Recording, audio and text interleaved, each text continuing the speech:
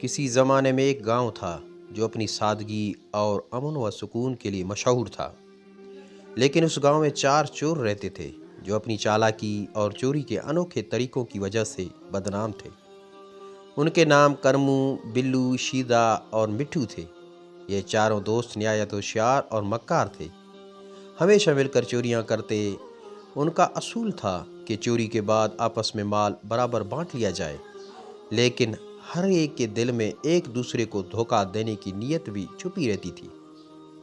ایک دن کرمو نے باقی تینوں کو اکٹھا کیا اور کہا، چھوٹی موٹی چوری سے ہمارا گزارا نہیں ہو سکتا، ہمیں اب کوئی بڑی چوری کرنی چاہیے تاکہ زندگی بھر مزے کریں۔ چودھری نذیر کے گھر ڈاکہ ڈالتے ہیں کیونکہ پورے گاؤں میں سب سے زیادہ دولت اس کے پاس ہے۔ سونے، چاندی، نقدی اور بیش قیمت زیورات وہاں ملیں گے۔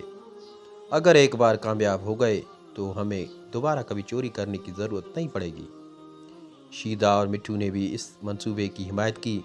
وہ سب چودھری نذیر کے گھر کے راستے، اس کے نوکروں کی روٹین اور گھر کے اندرونی حصوں کی نگرانی کرنے لگے تاکہ چوری کی بہترین ترکیب بنا سکیں۔ چند دن کی نگرانی کے بعد ایک اندھیری رات میں چاروں چور چودھری نذیر کے گھر کی دیوار پھلانگ کر اندر داخل ہو گئے۔ ان کے ہاتھوں میں تھیلے تھے اور چہرے سیاہ کپڑے سے ڈھکے ہوئے تھے۔ وہ دبے پاؤں چلتے ہوئے اندر پہنچے اور الماریوں کی تلاشی لینے لگے۔ شیدا نے تجوری کا تالا توڑنے کی کوشش کی، جبکہ بلو اور مٹھو دوسرے کمروں میں قیمتی چیزیں تلاش کرنے لگے۔ کرمو نے زیورات اور نقدی ایک تھیلے میں ڈال لی اور خوشی سے بولا، واہ بھائیو، آج کی چوری کے بعد ہمیں کبھی چوری کرنے کی ضرورت نہیں پڑے گی۔ لیکن جیسے ہی وہ جانے لگے، اچانک دروازہ بند ہو گیا اور پورا کمرہ روشنی سے بھر گیا۔ ان کی آنکھیں چندیا گئیں اور وہ گھبرا کر ادھر ادھر دیکھنے لگے۔ سامنے چودھری نذیر کھڑا تھا، اس کے ساتھ گاؤں کے کئی لوگ بھی تھے۔ چودھری نذیر نے کہکہ لگایا اور بولا، ہمیں پہلے ہی پتا تھا کہ تم چاروں چوریاں کرتے ہو اور ایک دن ہمارے گھر ضرور آؤ گے، اس لیے ہم نے تمہارے لیے جال بچھا دیا تھا۔ اصل میں چودھری نذیر کو ان چوروں کی حرکتوں کا پہلے سے شک تھا، اس لیے اس نے اپنے گھر کے دروازوں پر خفیہ تالے لگا دیے تھے جب باہر سے کنٹرول کیے جا سکتے تھے۔ اس کے علاوہ گاؤں کے کچھ بہادر نوجوان اس رات چھپ کر گھر میں پہرے دے رہے تھے۔ جیسے ہی چور اندر داخل ہوئے، انہوں نے باہر سے دروازے بند کر دیے اور ساری لائٹس آن کر دیے۔ چاروں چور حیران اور پریشان تھے۔ وہ بھاگنے کی کوشش کرنے لگے لیکن کوئی راستہ نہیں تھا۔ گاؤں والوں نے انہیں پکڑ کر سختی سے باندھ دیا اور بزرگوں کے سامنے پیش کیا۔ گاؤں کے بزرگوں نے مشورہ کیا کہ انہیں سخت سزا دی جائے یا معاف کیا جائے۔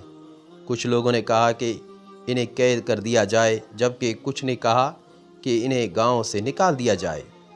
آخر میں گاؤں کے سب سے عقل مند بزرگ نے کہا، اگر ہم انہیں سزا دیں گے تو شاید یہ اپنی حرکتوں سے باز آ جائیں گے، لیکن اگر ہم انہیں سدھرنے کا موقع دیں تو یہ اچھے انسان بن سکتے ہیں۔ ہمیں انہیں محنت سے کام کرنے کا موقع دینا چاہیے۔ یہ فیصلہ ہوا کہ اگر چاروں چور گاؤں میں محنت مزدوری کریں اور ایمانداری کا ثبوت دیں تو انہیں معاف کر دیا جائے۔ اگر انہوں نے دوبارہ چوری کی تو انہیں سخت سزا دی جائے گی۔ چاروں چوروں کو اپنی غلطیوں کا احساس ہو گیا۔ انہوں نے سچے دل سے معافی مانگی اور گاؤں میں مختلف کام کرنے لگے۔ کرمو ایک مستری بن گیا، بلو بڑھئی بن کر کام کرنے لگا، شیدا کسان بن گیا اور مٹھو دودھ بیچنے لگا۔ کچھ سال بعد وہ سب نے نہ صرف ایمانداری شہری بن گئے بلکہ گاؤں کے سب سے نیک اور دیانتدار لوگ کہلانے لگے۔ گاؤں والوں نے انہیں عزت دینی شروع کر دی اور وہ اپنے نئے کاموں میں خوشحال ہو گئے۔ برائی کا نتیجہ، برائی کا انجام ہمیشہ برا ہوتا ہے، لیکن اگر انسان اپنی غلطیوں سے سبق سیکھ لے تو وہ اپنی زندگی بدل سکتا ہے۔ چار چوروں کا انجام اس بات کا ثبوت تھا کہ ایمانداری اور محنت ہمیشہ رنگ لاتی ہے۔